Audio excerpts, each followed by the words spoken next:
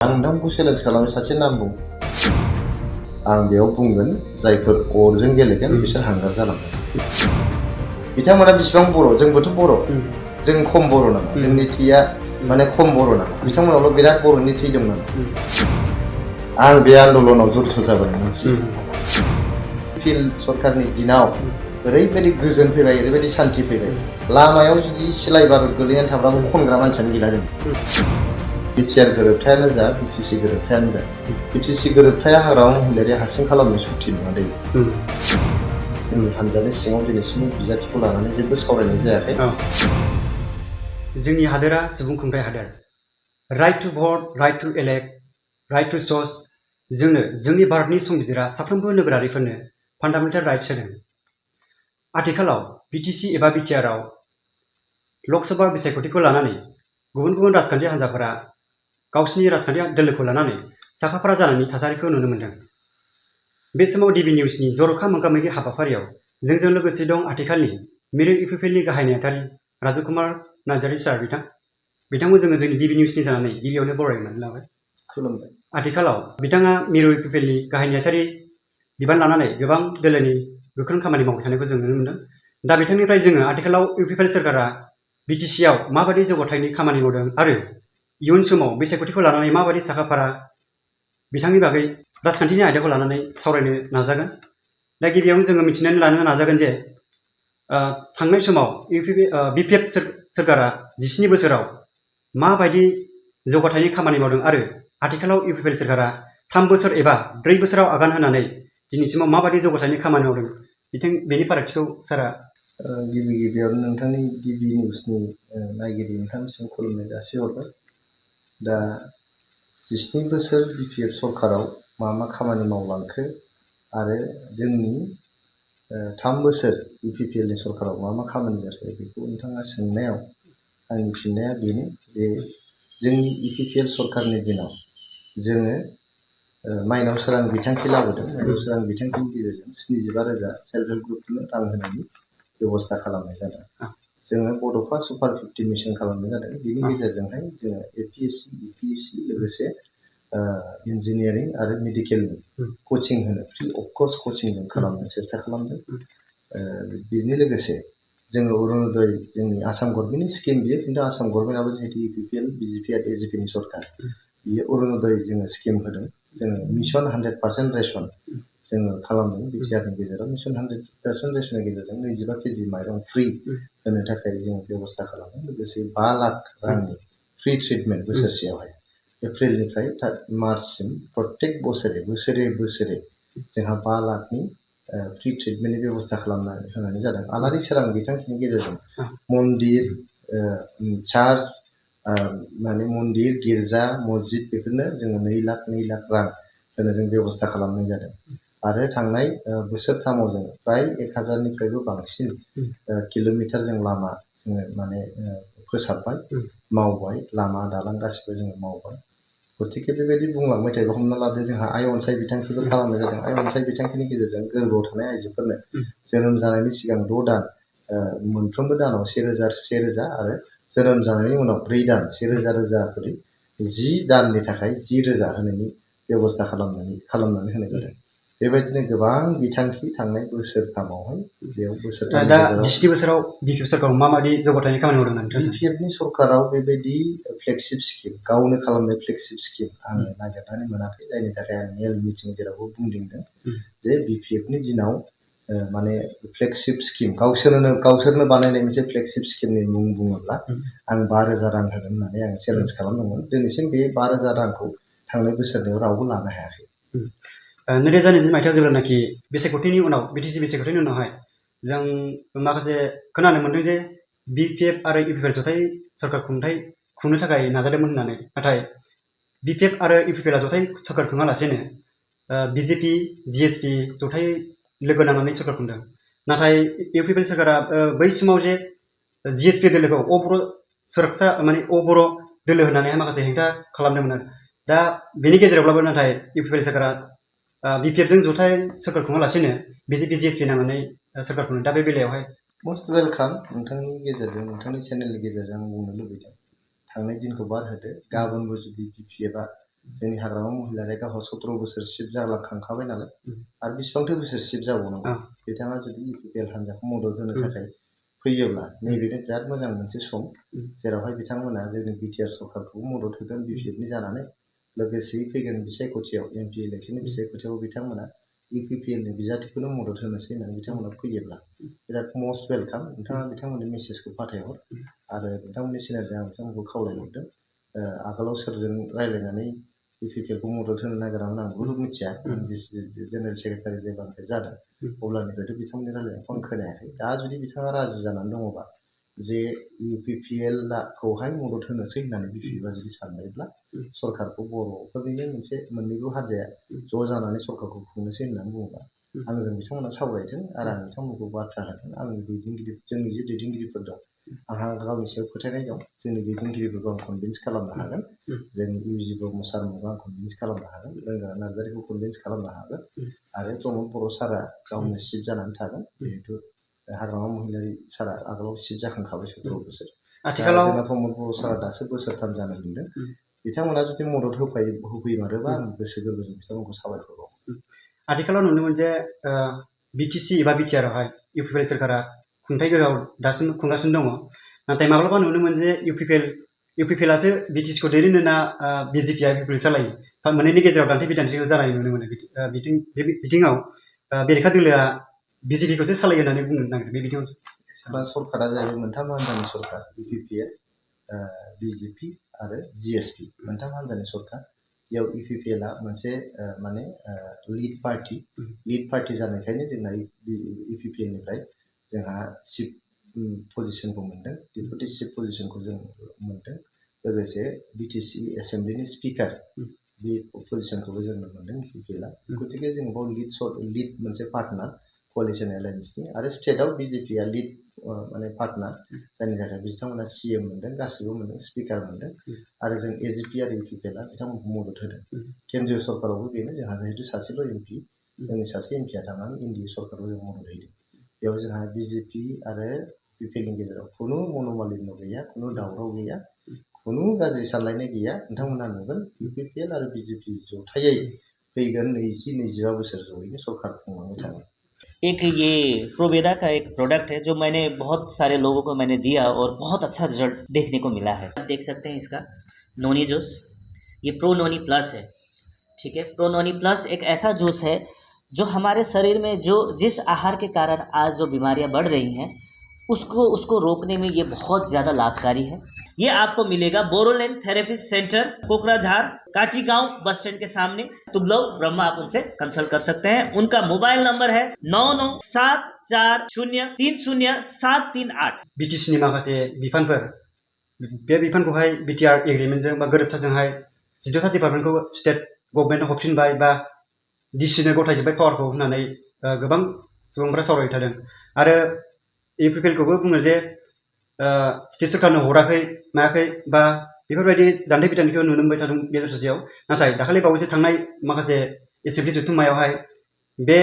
जे जिहेतु 14था डिपार्टमेन्टखौ हराखै होननानै मोनसे जुक्ति लाबोबाय थानायखौ नटिसनि गेजेरजों बोखांफिनना लाफिननायखौ नुनो मोनदों जोङो 16था डिपार्टमेन्टखौ हरनायखौथ' बाद हो जों 8था डिपार्टमेन्ट लाबोबावदोंसो आगोलाव 40थाल'मोन डिपार्टमेन्ट दा 48था डिपार्टमेन्ट 48था डिपार्टमेन्ट इंक्लुडिं इन्डिजिनियास फीड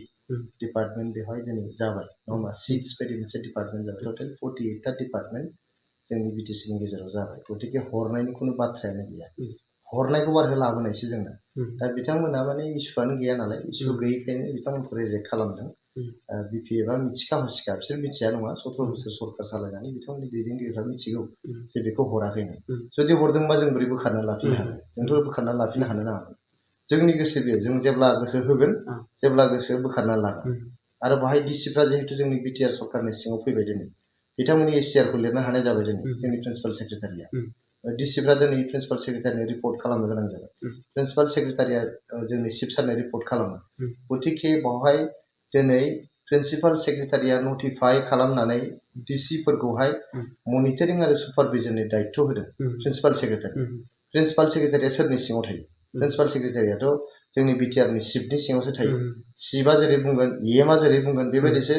जोंनि प्रिन्सिपाल सेक्रेटारिया खामानि मावनांगोन बावहाय नंखायैनो बिथांमोना जोंनि सादा बुसा बड'लेण्डनि रायजो राजाफोरखौ थगायनानै 16था डिपार्टमेन्टखौ आसाम गभर्नमेन्टनो हरफिनबाय होननानै बिथांमोना फोसावदों हरफिनदोंब्ला जे बे बिफाननि गासिबो डेभेलपमेन्टेल खामानिखौ माबोरै बिटिआरआ मावगासिनो जोंनि इडुकेसननि खामानिखौ सोर मावदों जोंनि बिटिआरनियानो मावदों जोंनि पिएनआरडिनि खामानिखौ सोर मावदों जोंनि बिटिआर सरकारानो मावदों जास्ट बे खामानि मावनायाव बहाबाफोर थगायदों नामा थिकादारा जेरैबायदि मावनांगौ बिदि मावाखै नामा जोंनि स्कुलाव मास्टारफ्रा थाङाखै नामा जोंनि साखरियालफ्रा अफिसाव थाङाखै नामा बेफोर जिनिसखौ मनिटरिं आरो सुपारभिजन खालामनो थाखाय डिसिफोरखौ इनभल्भसो खालामनाय जादों दा बेखौनो बिथांमोना नंखाय बानसावनानै 16था डिपार्टमेन्टखौ आसाम गभर्नमेन्टनो हरफिननाय होननानै बुंदोंमोन दा बेखौ जों दाखालि गोसो जाबायनानै जों बोखारनानै लाफिनबाय जों गोसो जाबा आरो होफिननोबो हागौ मास मोननै उनाव जोंनि गोसो बियो दा बेवहाय बिथांमोना जों होबा आरो माने हेंथा खालामनोसैलाय आरो जों होआबा थांसैलाय बेबायदि बिथांमोना बुंबाय थायोबा समाय नस्थ' खालामनायल' जागोन बिटिआरनि रायजो राजाफ्रा एथ' माने आनइडुकेटेड नंला एथ' जाम्बा जाम्बि नंला जे बिथांमोन बुंबानो बिसास खालामनानै लागोन बिथांमोना बिसिबां बर' जोंबोथ' बर' जों खम बर' नामा जोंनि थैया माने खम बर' नामा बिथांमोनावल' बिराद बर'नि थै दं नामा जों बेहाय 16था डिपार्टमेन्टखौ सोरनोबा हरगोन नामा जोंनावबोथ' हारिनि माने गांनाय उखैनाय गासिबो जों बयबो मिथियोना हारिनि सिनायथि हारिमु राव थुनलाइ जों बेनि थाखाय गाबखांनाय जोंनियावबो दं गथिखे बेयावथ' बेखौनो कमप्रमाइस गैया दा बिथांमोना बे साबजेक्टखौ लानानै राजनिति खालामोबा बिथांमोना खालि जेननायखौल' नुबाय थागोन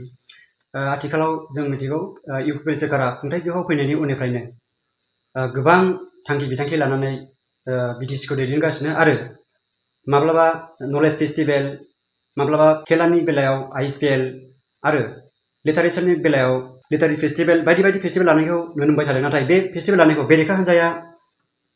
बे फेस्टिभेल खुंनायनि गेजेरजों गोबां कारापसनसो जादों होननानै बिथांमोना बुंनो सानदों सारा बे बिथिङाव फेस्टिभेल खुंनायनि बागै मा बुङो बिथांमोना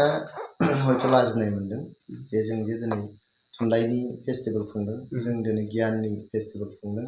जों गेलेनाय आयदानि फेस्टिभेल खुंदों बिथांमोना लाजिनाय मोनदों बिथांमोना दैजिं फेस्टिभेल खुंनानै लाइमोनफोरखौ जौ जुवा नङा होमबा आइजोफोरजों गेलेनाय बेबायदि मोनसे कालसार बिथांमोना लाबोदों बिथांमोना जेसेबां फेस्टिभेल खुंदों गामि गामि माने ओनसोल ओनसोल हालाम हालाम बिथांमोना जौ जुवानि फेस्टिभेल खुंदों आइजोफोरजों गाज्रि रोखोमै गेलेनायनि फेस्टिभेल बिथांमोना खुंदों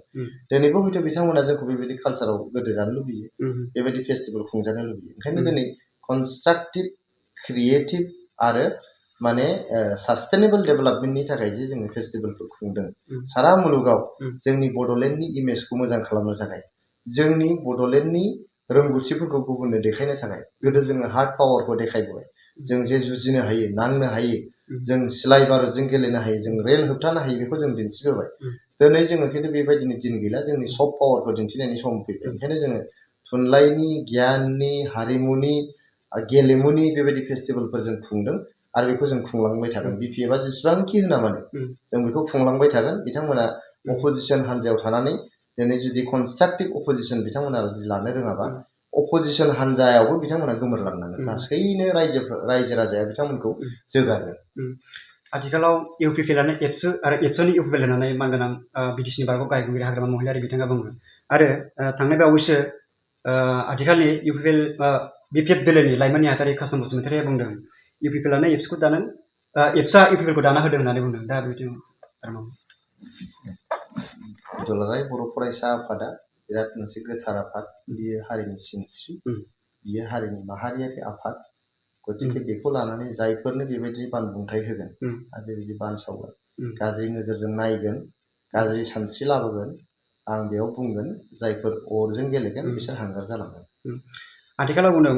इउपिपिएल सोरखारखौहाय खामानि मावालासिनो एडभार्टाइजमेन्ट होनायाव मास्टार होनना बेरेखा दोलोनि माखासे दैदेनगिरिफ्रा बुंदों दा खामानि मावनायावहाय लेहेम ना खामानि मावनायावहाय सोर बुंदों बेखौ बुंदों आथिखालनि लाइमोन नेहाथारि बिपिएफनि लाइमोन नेहाथारि कासम बसुमतारि बिथाङा बुंदों बेनि बुङो कासटमाथ' आंनि फंबाय आं बेखौ जोबोर अनोबो बिथाङा मा बिबान मोनदों होनदों लाइमोन बिपिएफनि नेहाथारि लाइमोन बिपिएफनि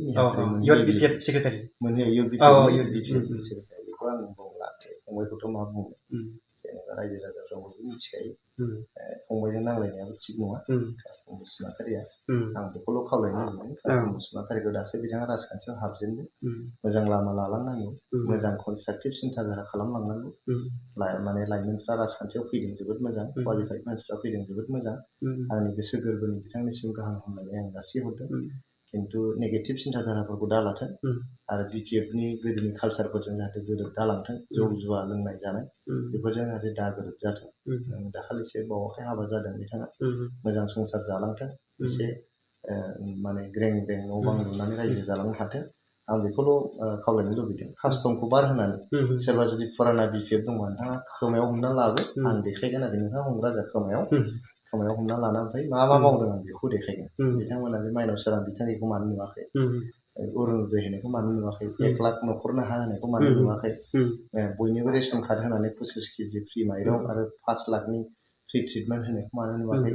अनसाय बिथांखि आरो गियान सोरां होनानै 5,000 खरि होनायखौ मानो नुवाखै 1,000निबो बारा किल'मिटार लामा मावनायखौ मानो नुवाखै बिथांमोननो आङो माने नोंथाङा खोमा खेबनानै लाबोयोबा आं देखायग्रा जागोन आरो मेक्सिमाम जोंनि ओनसोलावहाय आनइमप्लयमेन्टनि जेंना साख्रि होनाय बिथिङाव बिटिआर सोरखारखौ गोबां आथिखालाव साख्रि होनो हायाखै मा होनो हायाखै बुंदों आरो नोंथाङाबो मोनसे समाव बुंदोंमोन जे अक्ट'बर दाननि गेजेरावहाय 3,000निबो बांसिन टार्गेट फरगेटनो एडभार्टाइजमेन्ट होनानैहाय साख्रियाव थिसनथाइ होगोन होनना बुंदों आरो आथिखालाव टेट फोरोंगिरिफोरनोबो गोबां साख्रि होबाय होननानै बुंदों नाथाय थांनाय समाव जोङो बिटिसिआवहाय CSD मोनसे बर्ड दङ बे गैया जालांदोंमोन नाथाय बे दाख्लै बावैसो गोदान दाफिनदों सिगां समाव माबायदियै साख्रियाव थिसनथाइ होदों जोङो दा फ्राय 5,000सो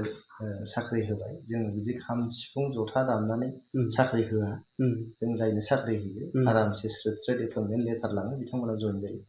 नोंथांमोना थां बाक्सायाव थां चिराङाव थां माखासे उदालगुरिनि जायगाफ्राव थां जे 1999 मायथाइयाव एपइन्टमेन्ट मोननाय मास्टारफोर फ्राय 1,500सो मास्टारफोर बिथांमोनथ' जों खुनु CSB गैया जेबो गैयाब्लानो बिथांमोननि साख्रिखौ जों होबाय दा थाइसेबो बिथांमोननो 23 बोसोरनि थाखाय बिथांमोना थाइसेबो बेथन मोनाखैमोन दा दिनै बिसोरनि न'खरा 23 बोसोर माबोरै सोलिदोंमोन बे 23 बोसोराव 17 बोसोर BPFनिबो सरकार दंमोन बिथांमोननोसो मानो सरकार साख्रि होनो हायाखै दा जों होबाय बिसोरनो बेसेबां रं जादों नोंथांमोना सोंहैनो हागोन बे नोंसोरनि लावथबखौ लानानै सोंहैबा मिथिगोन बेनि बादैबो जोङो 3rd ग्रेडआव 4th ग्रेडआव नै दाखालिसो जों थिसनथाइ होलायबाय BTC सेक्रेटारियेटआव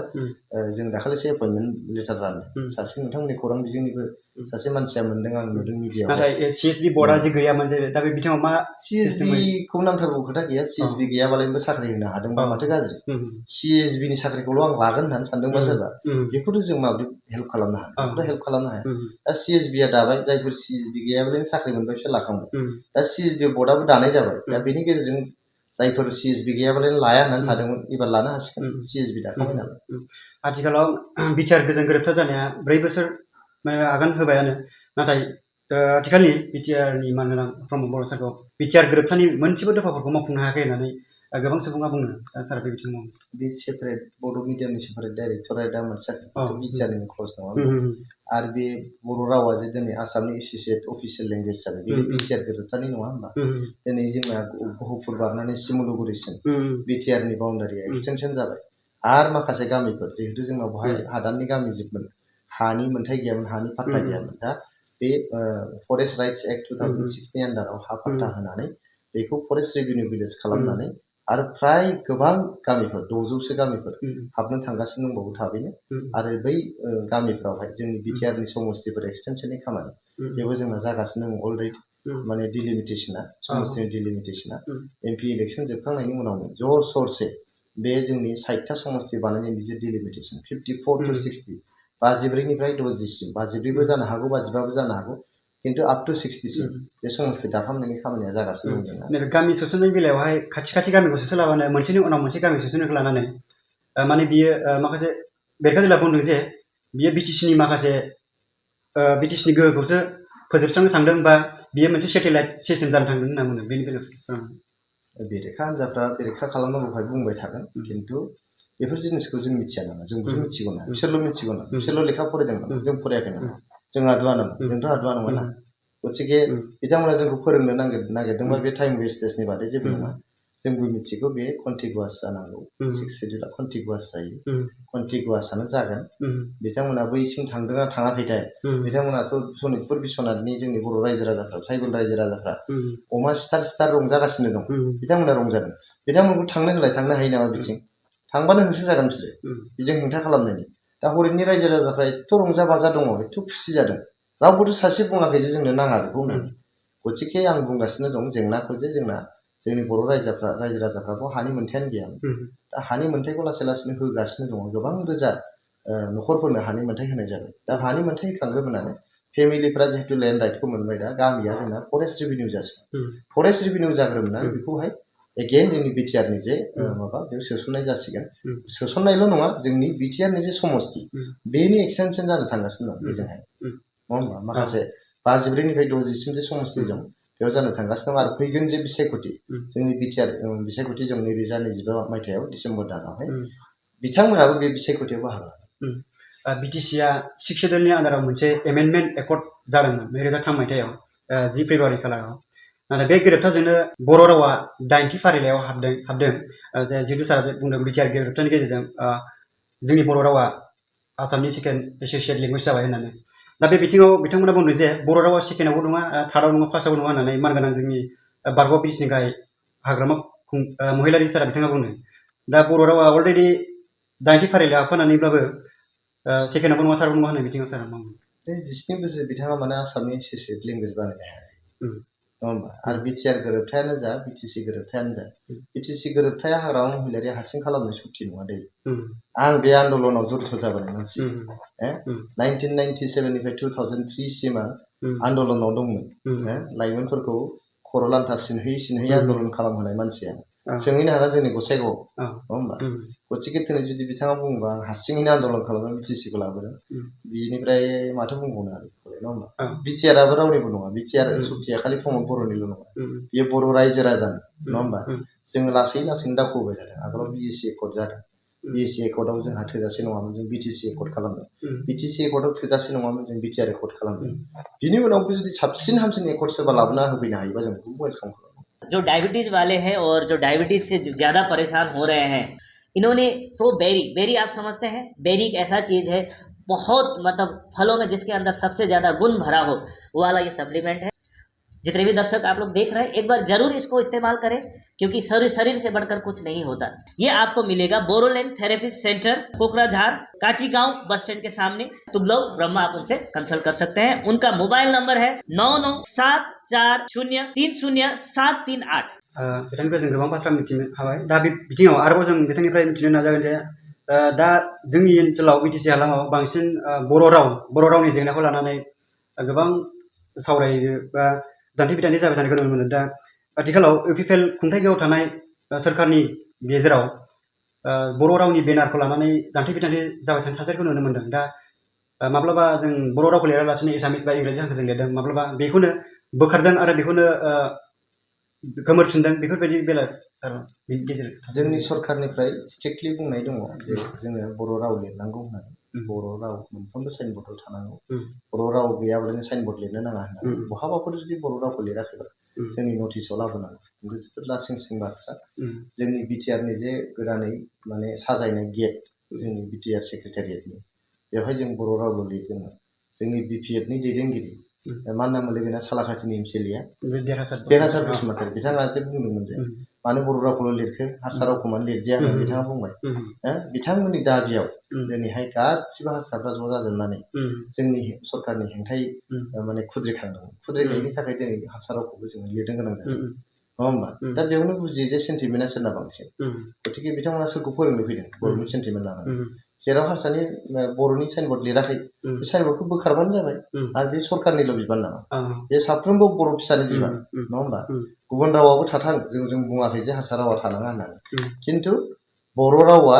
बड'लेण्डआव गिबिसिन जायगा मोननांगोन बिनि उनाव गुबुन रावफ्रा जेसेबां राव दं गासिबो जायगा मोनजोबनांगोन नङा होमबा जों बुङाखै आं बर' रावखौ मोजां मोनो होननाया गुबुननि रावखौ गाज्रि मोनो होननाय जाया आं बर' रावखौ मोजां मोनो आंनि बिमा राव बियो आं बर' बिजोंजों फरायनानै फैनाय सासे सुबुं आं मोजां मोननायखायसो फरायदों आंनि बिमा बिफाया बर' रावखौ मोजां मोननायखायसो आंखौ बर' बिजोङाव फोरोंदों गथिखे बर' बिमानि रावा बयनिफ्रायबो गोदैसिन राव होननानै आं सानो बयनिफ्रायबो मोजांसिन मिलौदो हाबसिन राव होननानै आं सानो खिन्थु बिनि ओंथिया बे नङा जे आं गुबुन रावखौ मुगैगोन जोगारगोन गुबुन रावखौबो आं थोजासे सनमान होयो आं खावलायनो लुबैगोन रावनि खेथ्रआव बियो मोनसे इमसनेल इसु रावनि खेथ्रआव खुनु राजखान्थि जानो नाङा जों बयबो जोंनि बर' बिमानि राव बर' राव बेखौ सिबिनो फेहेरनो फुवारनो जों बयबो नाजानांगौ दा जों आरोबाव सोलोंथाइनि बिथिङावनो मिथिबावनो नाजागोन जे थांनाय बिपिएफ सोरखारा इउपिएससि एपिएससि पिएइचडि स्कलार इन्जिनियारिं स्टुडेन्टफोरनो माखासे राङारि अनसुंथाइ गोजौ सोलोंथाइ लानो थाखाय राङारि अनसुंथाइ होयो होननानै जों नुनो मोन्दोंमोन नाथाय आथिखालाव इउपिएफ सोरखारा बे राङारि अनसुंथाइ बा स्कलारशिपखौ होनाय नुनो मोनाखै सारा बे बिथिङाव मावो सोरनो होदों इउपिएससि एपिएससि माने सोरनो होदों नों सासे नाम स्कलारशिप बेबायदि दान्थे बिदान्थे नुनो मोन्दों आरो सासे लाइमोननि नाम ला सोरनोबा हरदों होननानै दा नुनो मोनदों आरो सार बियो माबाखौ आं होआखै नुनो मोनाखै आं नोंथांखौ चेलेन्ज खालामो सासे नाम बुं सोरबा इन्जिनियारिंनि फैसा हरदों सोरबा स्कलारशिप सिस्टेमावहाय सोरनो हरदों सासे नाम ला अपेन नोंथाङा बुंदो सोर उमुगनो हरदों बिपिएफआ होननानै हराखै गावनि बिपिएफनि न'खरनि फिसाजो फिसालाफोरनोल' हरदों रायजो राजानो हराखै जों नुदोंना दिल्लीयाव जों थांदों जों नुदों नायबाय जे गासिबो बिपिएफनि एमसिएलए इएम बिथांमोननि गावनि फिसाजो फिसाला गावसिनि बाय बाहागि बिथांमोननोल' बिथांमोना हरदों रावबो रायजो राजाफोरनो हराखै दिनै जोंना अपेन आरो ट्रान्सपेरेन्ट बड'फा सुपार 50 मिशन नोङो एन्ट्रेन्स होनांगौ बयबो एन्ट्रेन्स होगोन जाय पास जागोन बेनो मोनगोन आरो जों नुदों बयनिफ्रायबो दुखियासिन बयनिबो गरिबसिन जोंनि फरायसाफ्रा दिनै बड'फा सुपार 50 मिशनावहाय एन्ट्रेन्स होनानै पास जानानै बोसोरसेनि थाखाय बिथांमोना फ्रि कचिं मोनदों खिन्थु सिगांनिखौ दिनै नोंथाङाबो सासेबो नाम लानो हायाखै आंबो मिथिया रावनिबो नाम बेनो आरो दा जों बे बिथांनिफ्राय गोबां बाथ्रा मिथिनो हाबाय दा जोङो बिसायख'थिनि आयदाखौ लानानै बिथांजों सावरायनो नाजागोन लकसभाया जानो थाखाय खाथिनिफ्राय खाथिसिन फैगासिनो दङ दा बे बिथिङाव लकसभा बिसायख'थिखौ लानानै जों सारनिफ्राय मिथिनो नाजागोन जे दा आथिखालाव इउपिपिएल सोरखारनिफ्राय दोलोनिफ्राय बिजाथिया क'क्राझार लकसभा आरो दरं उदालगुरि बियाबाव माबायदि साखाफारा जागोन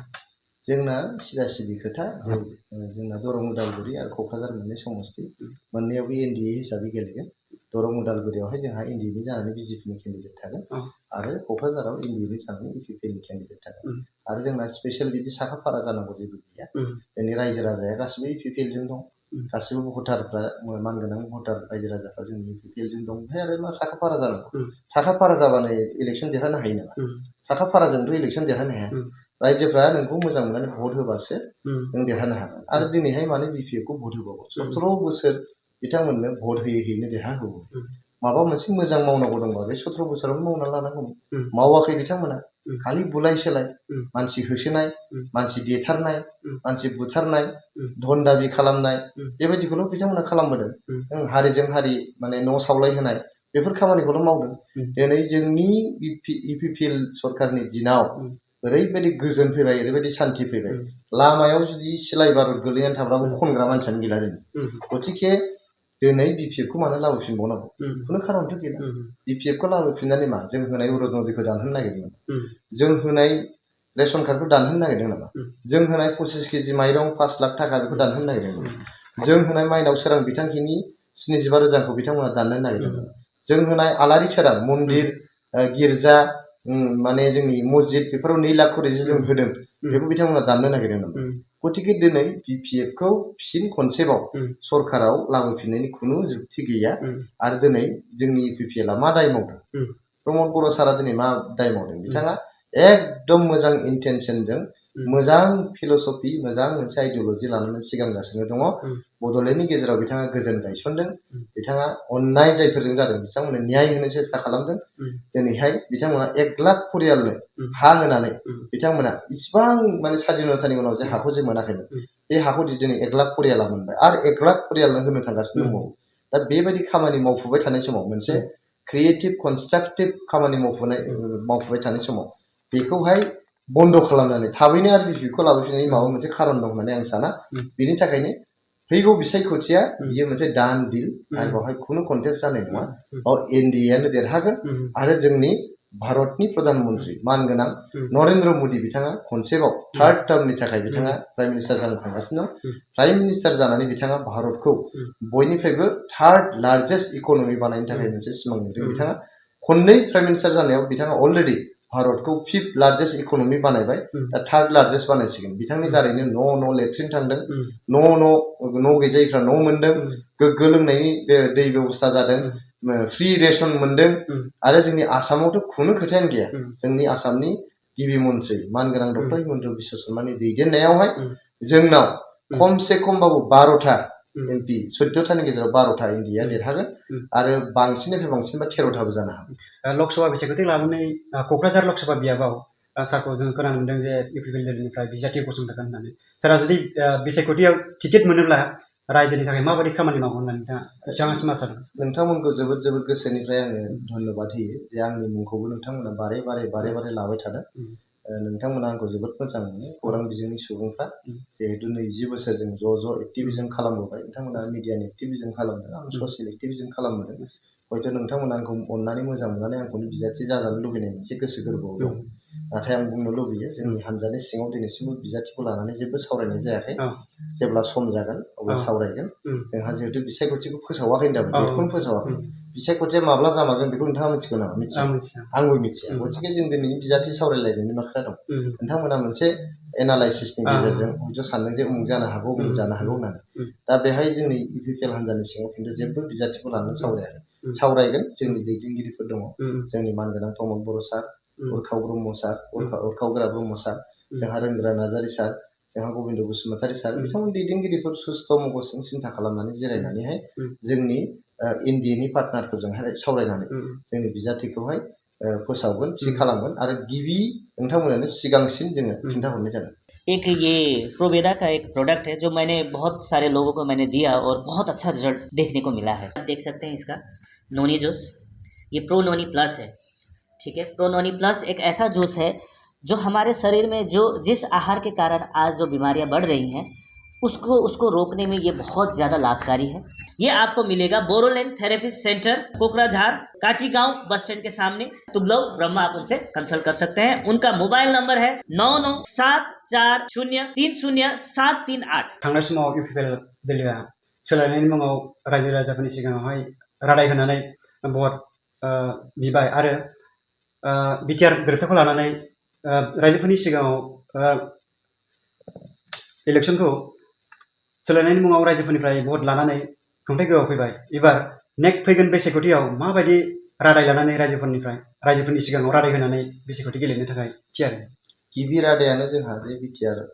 सुक्तिनि गोबां दफाफोर दङ बे दफाफोरखौ इमप्लिमेन्ट खालामनांगौ बिटिसि सुक्तिनि दफाखौबो इमप्लिमेन्ट खालामजोबनो हायाखै गोबां दफाया इमप्लिमेन्ट जादों बियो 17 बोसोरावसो जादों बोसोरथामाव जायाखै नङा होमबा बोसोरथामाव जायाखै समस्ति दाफामनोनो बोसोरनै नांदों बिसायख'थि खुंनोनो बोसोरनै नांदों बिटिसिनि बिसायख'थि 2003निफ्राय 2005आवसो गिबि बिसायख'थिखौ खुंनो हादों गथिखे सम लायो मोनसे सुक्तिनि दफाफोरखौ इमप्लिमेन्ट खालामनो एसे सम लायो आरो भारत सरकारहा आसाम सरकारहा बेल' खामानि नङा जे नोंनि बर'फोरनि सुक्तिखौ इमप्लिमेन्ट खालामनाय बेल' खामानि नङा सारा देशआवनो गोबां खामानि थायो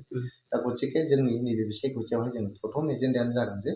बिटिआर सुक्तिखौ जोङो माबोरैहाय इमप्लिमेन्ट खालामनो हायो सेकेन्डआवहाय जोंहा जोंनि थागिबि माहारिफोरनि गोबां जेंना जेंगोनाफोर दङ बे जेंना जेंगोनाफोरखौहाय जों बोरै सुस्रांनो हायो बेखौ जोङो नायनांगोन थामथियावहाय जोंनि भुटान हादोरनिफ्राय बोहैबोनाय गोबां दैमा दैसाफोर दं बे दैमा दैसाफोरनि गेजेरजों जोंनाव हरखाबैनो बाना जाब्रबो हाखौ खुरखानानै लांजोबो दा बेफोरखौ जोङो जिहेतु बे मोनसे इन्टारनेसनेल इस्यु भुटान आरो भारतनि इस्यु जोङो पार्लियामेन्टआव थांनानै जोंनि जाय सुबुङा एमपि जाहैगोन बियो मोजाङै जोंनि भारत सरकारजों सावरायनानै बे हरखाबै जाफैनाय बानाफोरखौ जों बोरै सुस्रांनो हायो हा खुरखानायनि समस्याखौ जों बोरै समाधान खालामनो हायो बेखौ मावनाय जागोन लोगोसे जोंनि ओनसोलाव जे दिनैहाय गोजोना फैबाय पिस फैबाय बे पिसखौ बोरै जों सास्टेनेबल बोरै खालामनो हायो मिनिस्ट्रि अफ हम एफेयार्सजों सावरायनानै आसाम गभर्नमेन्टजों सावरायनानै जों बोरैहाय बेखौहाय गोजोर खालामनो हायो बेनि थाखाय जोंहा खामानि मावनांगौ दं लाइमोनफोरनो जोंहा थिसननायनि हाबा मावनांगौ दङ लोगोसे जोंनि ओनसोला जोंनि सोलोंथाइ दिगे जों जोबोद माने गोग्लैसोनाय जोंनि गेजेराव बोरै गुन गोनां सोलोंथाइ लाबोनो हायो क्वालिटि इडुकेसन जोंनाव गोबां इडुकेसनेल इनफ्रास्ट्राक्चारनि दरकार दङ लोगोसे जोंनि क्वालिटिखौ इमप्रुभ खालामनांगौनि दरकार दं बे क्वालिटि इडुकेसननि सायाव आरो इनफ्रास्ट्राक्चार माने डेभेलपमेन्टनि सायाव बोरैहाय गोसो होनो हायो बेफोरनो जोंनि मेइन एजेन्डाफोर जागोन लोगोसे जोंनि गोबां जाथि जनगोष्ठीनि जे आसा आकांक्षाफोर दं, एसपिरेशन्सफोर दङ, फिसा फिसा इथनिक कमिउनिटिसफोर दं, जेरै जोंहा राभाफोर दङ, जोंहा गार'फोर दङ, जोंहा हाजंफोर दङ, जोंहा कच राजबंशीफोर दङ, जोंहा बेंगलिफोर दङ, जोंहा सान्थालफोर दं, आदिबासिफोर दं, जोंहा मुसलमान बिदा फंबायफोर दङ। गासैबो जाथि जनगोष्ठीनि गांनाय उखैनायखौ बोरै फोलोमनो हायो लासैनो बेखौ जोङो नाजालांबाय थागोन। आथिखालाव बिटिसिनि राजखान्थिनि थासारिखौ लानानै रायजो राजाफोरनो, बिटिसि हालामनि रायजो राजाफोरनो माबायदि सांग्रांथि मेसेज होनो सानदों? सांग्रांथि मेसेजआ बेनो जे रायजो राजाफ्रा दिनैहाय बिसायख'थि फैगौ। बिसायख'थिया जाहैबाय सुबुं दारा हादोरनि मोनसे फेस्टिभेल। बे फेस्टिभेलखौ जों बयबो रंजा बाजा बाहागो लानांगौ। बेयाव खुनु सिगांनि बायदि बिपिएफनि टेन्युराव जानाय बायदि बुलाय सोलाय जानो मोना, रावबो रावखौबो होसोनो मोना। जाय जायनो भट होनो गोसो बिथांमोना होनो मोननांगौ। सोरनिबा भटखौ सोरबाया सेनानै होनाय बेबायदि जाहाथे जाया, रायजोफ्रा नोजोर होनांगौ। नोजोर होनानै जोङो इनसियर खालामनांगौ जे जोंनि गेजेराव जाहाथे भटखौ लानानै माने दावराव दावसि फैया, बुलाय सोलाय जाया, आरो सिगांनि जे अराजकता बेफोर जाहाथे फैफिना, बेखौ रायजो राजाफ्रा गोसो होनांगौ। बिसायख'थिया फैगोन आरो थांगोन, खिन्थु नोंजों आंजों जों रायजोखौ अराय जालांनांगोन। जों समाजाव जोङो रायजो जालांनांगोन, गोजोनै थानांगोन। नों दानागार आं दानागार अनलायनानै जों थांनानै थानांगोन। ओंखायनो बिसायख'थिखौ लानानै इसेबां सिरियास जानांगौ जेबो गैया। बियो मोनसे फेस्टिभेल। बे फेस्टिभेलाव जों बयबो रंजा बाजा बाहागो लानांगौ आरो जायखौ मोजां मोनो बेखौनो जोङो भट होनानै देरहानांगौ। बिथांनिफ्राय जों गोबां बाथ्रा मिथिनो हाबाय। आथिखालाव बिटिसिनि राजखान्थिनि थासारि आरो फैबाय थानाय लोकसभा बिसायख'थिखौ लानानै बिथाङा मा फोरमायगोन जों बिथांनिफ्रायबो बिनि बागैबो मिथिनो हाबाय। आरो आथिखालाव इउपिपिएल दोलोआ सोरखाराव फैनायनि उनाव माबायदि खामानि मावदों आरो जौगाथायनि थाखाय माबायदि खामानि मावदों बिनि बागै जों सारनिफ्राय गोबां बाथ्राखौ मिथिनो हाबाय। दा बे समाव जोंनि बे मोगा मोगि लानाय हाबाफारियाव गावनि बेसेन गोसा समखौ जोंनो होनायनि थाखाय सारनिसिम रोजा रोजा साबायखर बावबाय। आरो दिनैनि बे डिबि निउसनि जर'खा मोगा मोगि हाबाफारिया लानाया एसेयावनो फोजोबबाय होननानै खुलुमबाय। जो डायबिटीज वाले हैं और जो डायबिटीज से ज़्यादा परेशान हो रहे हैं, इन्होंने प्रो बेरी आप समझते हैं, बेरी एक ऐसा चीज़ है बहुत मतलब फलों में जिसके अंदर सबसे ज़्यादा गुण भरा हो वो वाला ये सप्लीमेंट है। और ये पूरे शरीर को इतना एक्टिव करता है कि आपके एक एक रोग के ऊपर ये काम करता है और उस रोग को जड़ से ये ठीक करता है। ये वो सप्लीमेंट्स हैं जो हमें सख्त ज़रूरत है अभी के दिनों में। ये आहार ना होने के कारण आज हमारे सही करोड़ बीमारियां हमारे शरीर के अंदर आ रही हैं। उसको रोकने के लिए एक बार आप जरूर यूज करें प्रो बेरी प्लस। इसमें करीबन ये देख सकते हैं इतने सारे बेरी हैं, करीबन आपका 100 से ज़्यादा बेरीज के साथ ये बना हुआ है। और ये इसका इतना लाभकारी है क्योंकि जो भी शरीर के अंदर जो कमियां हैं जिसके कारण आपके शरीर में जो बीमारियां आ रही हैं उसको ये जड़ से ठीक करता है। जितने भी दर्शक आप लोग देख रहे हैं एक बार जरूर इसको इस्तेमाल करें क्योंकि शरीर से बढ़कर कुछ नहीं होता, हमारे जीवन से बड़ा कुछ भी नहीं होता। तो एक बार जरूर यूज करें। आपसे एक चीज़ और कहना चाहूँगा क्योंकि देखिए आप अभी तक आपने देखा, मैं इसको दिखा रहा था, अब ये मिलेगा कहाँ पे, तो बात आप अच्छे से सुन लें, एड्रेस को नोट कर लें। ये आपको मिलेगा बोरोलैंड थेरेपी सेंटर, कोकराझार काची गांव बस स्टैंड के सामने। और आप किससे संपर्क कर सकते हैं ये भी मैं बता दूं, ये आप कंसल्ट कर सकते हैं। यहाँ बहुत अच्छे थेरेपिस्ट हैं, तुबलव ब्रह्मा, बहुत अच्छे थेरेपिस्ट हैं, उनका नाम है तुबलव ब्रह्मा। आप उनसे कंसल्ट कर सकते हैं। उनका मोबाइल नंबर है 9974030738।